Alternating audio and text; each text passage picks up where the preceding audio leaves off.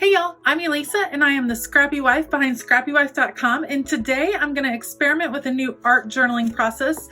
This is the art journal, the smaller one of the two that I've been working on this year, and my goal is to finish it by the end of the year, which is not necessarily looking promising. I've got some great pages going, but I still have a pretty good amount. And so I had this idea about layering some pages, and that process would end up taking a good amount of pages to do. So it's kind of like doing a bunch of spreads all in one. I thought, even though I'm experimenting, I'd go ahead and turn on the camera, and that way, if it comes out well, then you guys will get to see it too. I'm gonna plan on using some Distress Oxide sprays, a variety of stencils, and scissors to add some layering to these pages.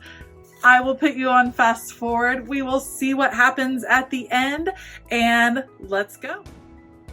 If you have seen any of my previous art journaling videos, then you know that I am loving these Distress Oxide sprays, but I can tell you they are messy. They will get on all the things, so make sure your workspace is covered, your work surface is covered, and that you don't mind getting your hands a little bit dirty. Some of the, I don't know what you would call it, it's not sediment. You definitely have to kind of shake these up to get them started. However, I would never shake it up and down. I kind of roll it.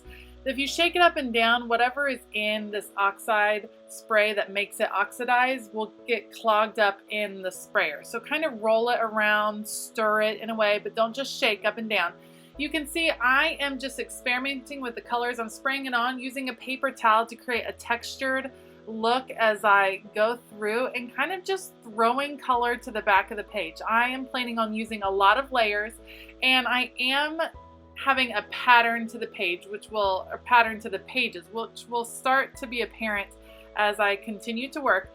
But this is the messy part, and also for me, maybe one of the most fun parts is just playing with the colors. The colors that I decided to use for this spray, or for this project, I started out with Mermaid Lagoon, then added Faded Jeans, Peeled Paint, and Wilted Violet. And I only have a limited number of colors to choose from, but I cannot wait to start collecting the rest of this fun line. I've cleared off my work surface, and I am starting in the middle of all of these pages I have done. So this is the very middle spread, and I'm using a stencil and a wet baby wipe. And what I'm doing is, because this is Distress spray, that means it reacts with water, and you can lift the color with a baby wipe. This was such a fun method to use. You're going to see me, I put it in super fast forward, but I'm going to use this on all of the pages. I'm using the ones that coordinate. So the pages that are the same colors, I'm using the same stencils so that those pages will coordinate together once I cut through and add some layers. I am using a bunch of stencils for this whole project. You'll see me go through many, but I think this baby wipe technique is one of my favorites that I've done with these Distress Oxide sprays, and I love the soft effect that it gives, the textured looks that it gives without having to add another color to the background, because as much as I love color, there's already a lot going on, and so I'm trying to limit myself to just a couple of colors on each page. These circles came out super fun. I like the vintage worn look in them. I like how they look like they're just melting into the background. This was so much fun to do. I cannot wait to try this in my Bible and try this in some other places to see how the paper takes. I mean, those Distress Oxides really soak in, and they're gonna run through Bible paper, but I'm wondering what the lifting will look like. See that this particular stencil didn't really work out well, so I decided to grab for a different one, and I'm loving the little circles. It had definitely more of the effect that I was going for. Now that I have lifted up some of the color on each of these layouts, I'm going to add back in color with Distress Oxide Ink. And what I'm going to do is use a baby wipe again and I'm layering, or I'm putting the ink in with the baby wipe through the stencil. And on each page, I'm going to add one color through a stencil, and then I'm going to come back with some Jane Davenport mandala stamps and stamp the other complementary color with the stamp kind of around the page. Again, I'm just working on the background. I'm trying to create some interesting textures, some depth, and just a lot of interest going on the background on these pages. Here you see me coming in with the Jane Davenport stamps, and I'm going to use a blue color in the Distress Oxide ink and just stamp it kind of randomly, no rhyme or reason, around the page. I will list all of the supplies that I use below in the information on this video, as well as in the corresponding blog post. So if you are ever wondering what supply it is, it will be listed there. Or if for some reason I leave one out, please make sure to comment, let me know, send me a message, and I will get that info to you. Again, I'm going to continue with the same technique on all of the pages. I will let you listen to some music and kind of watch me work.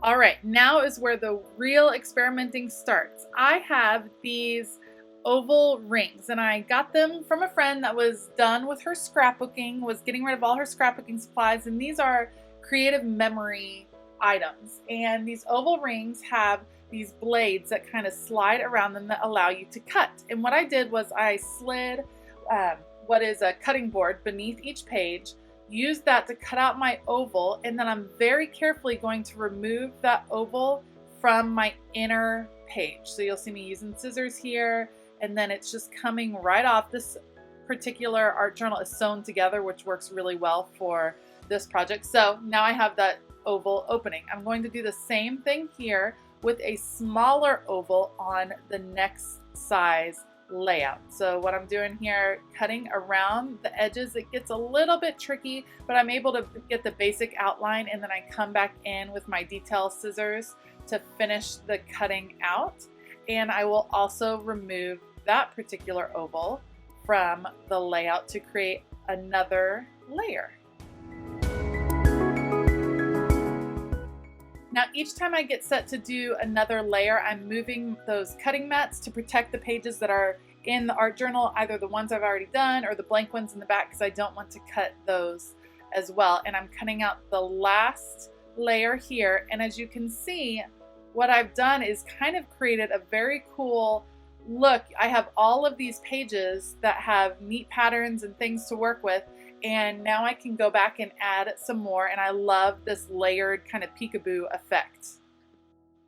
Now, it's quite possible that I am a Jane Davenport hoarder, specifically of these napkins. Now, these napkins are sold at Michael's and Michael's Online, and they are awesome for using in art journals. what you can do is you can cut your napkin and remove the back layer. There are 2-ply, I guess you'd say. Remove, you can see me there removing the back layer, and then I'm going to use Liquitex Matte Gel Medium to apply the images to my pages. These are great for using in art journaling. If you're not feeling really confident about your drawing ability, or you're not quite achieving a look you want, I love Jane's whimsical style. I love her women that she draws, and I like using these for layering pieces in my art journaling.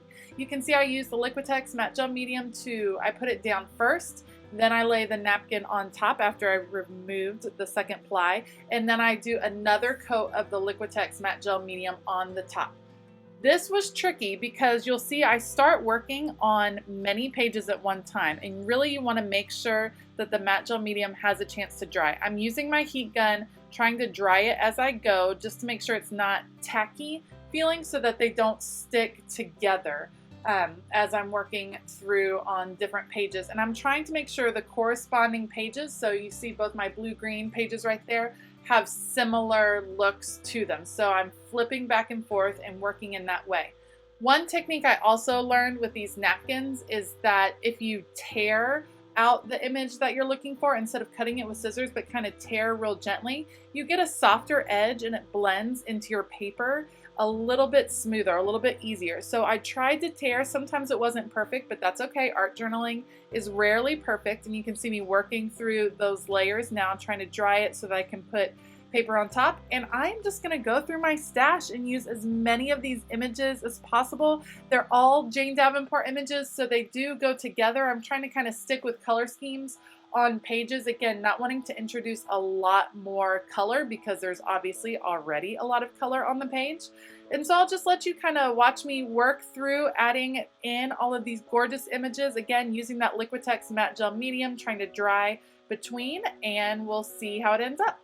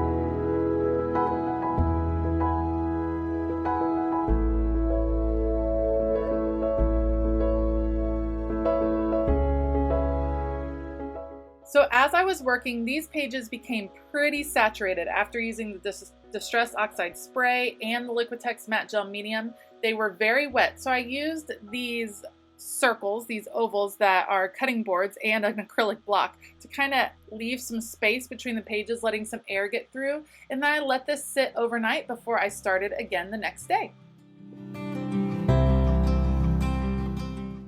To be honest, I thought I was done layering in these napkin pieces, but when I came back to my desk the next day, I found a few more treasures that I didn't want to miss out on, so I went back and added more. I think that's the fun part about an art journal page, is it never has to be done. There never has to be an ending point or a stopping point where you're like, this is absolutely done. There's always ways that you can add to it and tweak it. And especially when I finish this project, there is still plenty of opportunity that I can come back and add even more detail to these pages.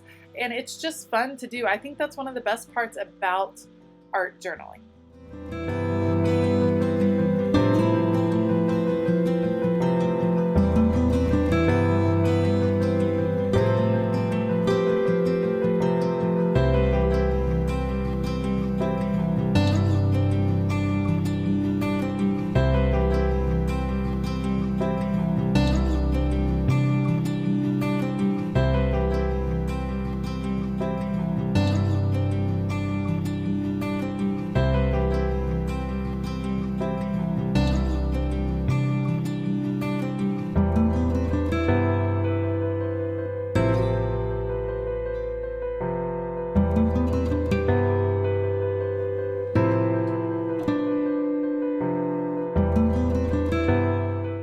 All right, I am for real done adding images this time, and I'm coming back with these metallic watercolors. This set is from Kuretake, and they're these gorgeous metallics. I love, love, love them, and if you know me, I love metallic, and so I'm going to go back and add some splatters, metallic splatters on all of these pages. I like the shimmer that it adds, and I think it really brings a page together. I make sure to use my cutting boards right here to make sure that the splatters don't get on the other pages as the openings are there. So that's protecting my other pages. I'm using different colors of these metallic watercolors, splattering it on my page. The way you do this is really just mixing a lot of water in there. Get a big brush. The more water that's mixed in, the bigger droplets you're gonna have. If you use a drier brush and don't use a lot of water, you end up with kind of a finer spray. So they're fun to experiment. Try splattering. I think it's so much fun. It's one of my favorite ways to kind of wrap up a project, and I think it worked really well in this instance.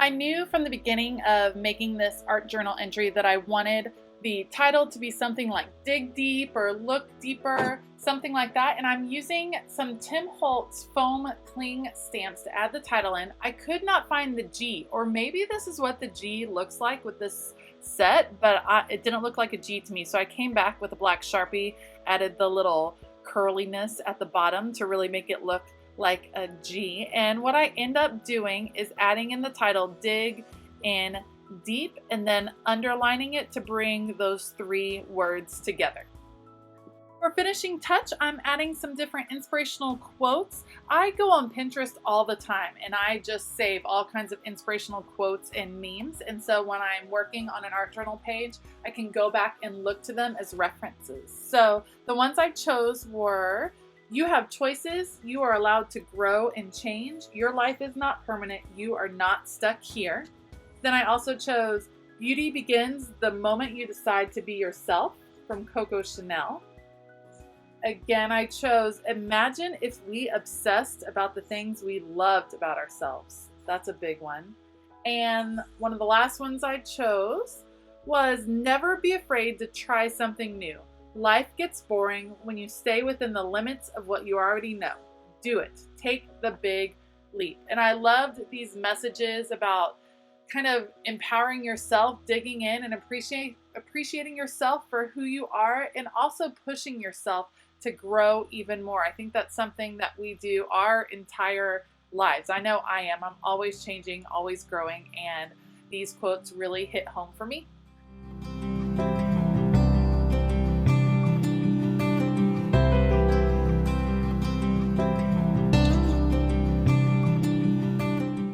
As I finish up writing this quote right here, this art journal entry will be done.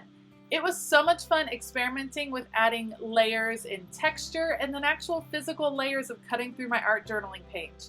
If you liked this video, please give it a thumbs up and consider hitting that subscribe button as well as that bell notification button so you'll be the first to know when I release a new video. I hope you have a fantastic day and that you're able to jump into your art journal today. As always, keep it creative.